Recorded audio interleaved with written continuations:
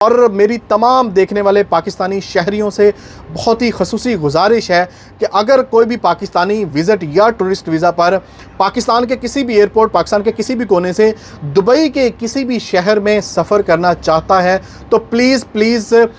Dubai کے قوانین کے مطابق جو ان کی ریکوائرمنٹ ہے اس کو پورا کرنے کے بعد آپ ایئرپورٹ جائیں۔ ان سے آپ کے پاس شو آف کے لیے منی نہیں ہے جو کہ تقریباً 2000 درہم ہے، پاکستان واپس جانے کے لیے دبئی سے ریٹرن ٹکٹ نہیں ہے تو آپ سفر نہ کریں۔ اگر آپ کے پاس ہوٹل بکنگ نہیں ہے یا آپ کا وہاں پہ کوئی رشتہ دار دوست نہیں ہے جس کی رہائش گاہ جو آپ کو بلا رہا ہے تو پلیز آپ سفر نہ کریں۔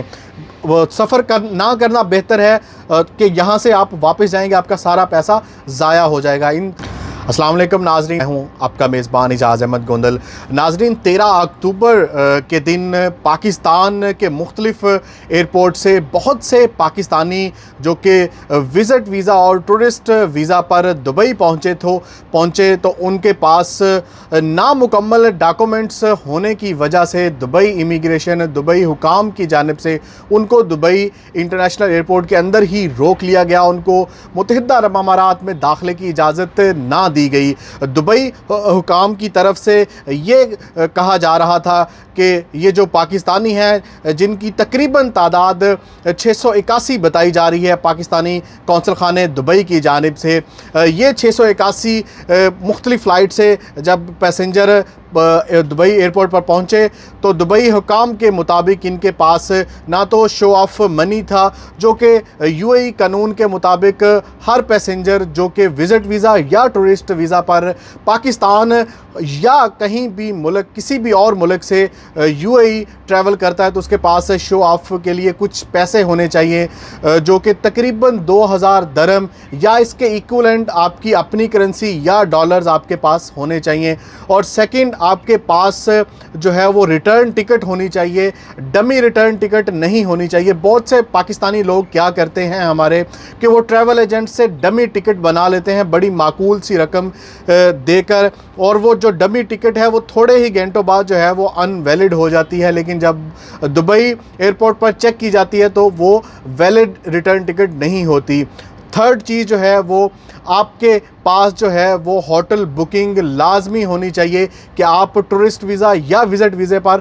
دبئی پہنچے ہیں تو آپ کے پاس ہوٹل بکنگ ضرور ہونی چاہیے۔ اگر آپ کے پاس ہوٹل بکنگ نہیں ہے تو آپ کے پاس آپ کے جو رشتہ دار ہیں یا کوئی آپ کے دوست احباب ہیں جس کے پاس آپ پہنچے ہیں، جس کے پاس آپ رکنا چاہ رہے ہیں، اس کی رہائش گاہ پر آپ رکنا چاہ رہے ہیں تو اس کی رہائش گاہ کا پتہ اور آپ کا اس کے ساتھ ریلیشن جو ہے وہ اس کا کوئی پروف لازمی آپ کے پاس ہونا چاہیے۔ یہ تینوں چیزوں جن پاکستانی پیسنجرز کے پاس نہیں تھی ان پیسنجرز کو دبئی انٹرنیشنل ایئرپورٹ کے اندر ہی جو ہے وہ دبئی حکام کی جانب سے روک لیا گیا، اور وہ تقریباً 48 آورز سے بھی زیادہ جو ہے وہ دبئی ایئرپورٹ کے اندر پھنسے رہے۔ بہت سے پاکستانی جو ہیں وہ واپس بھیج دیے گئے ہیں، ان کو ڈیپورٹ کر دیا گیا ہے دبئی ایئرپورٹ سے۔ پاکستانی قونصل خانہ دبئی کی جانب سے جو بتایا گیا ہے وہ تقریباً 681 مسافر تھے، جن میں سے 500 تو کچھ مسافر ابھی تک جو ہے وہ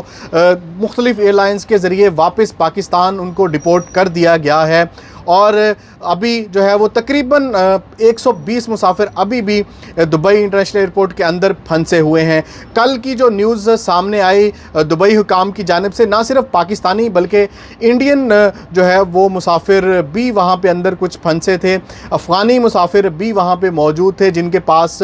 UAE قانون کے مطابق جو ہے وہ ڈاکومنٹس ان کے پاس نہیں تھے۔ تو جیسے کہ میں نے آپ کو بتایا، یہ 3 چیزیں آپ کے پاس لازمی ہونی چاہیے اگر آپ بھی پاکستان سے وزٹ ویزا یا ٹورسٹ ویزا پر پاکستان کے کسی بھی ایئرپورٹ سے دبئی جو ہے وہ سفر کرنا چاہ رہے ہیں۔ اور سیکنڈ جو بہت ہی ایک بڑا سیٹ بیک دیکھنے کو ملا FIA اور پاکستانی امیگریشن حکام کی جانب سے، especially Pakistan international air line کے سٹاف کی جانب سے، جب پرسوں بہت سے مسافر PIA کے ذریعے دبئی ایئرپورٹ پہنچے تو وہ یہاں پہ ان کو پھنسے ہوئے تقریباً 36 گھنٹے سے زیادہ ٹائم ہو چکا تھا۔ اس کے باوجود جو ہے وہ PIA حکام اور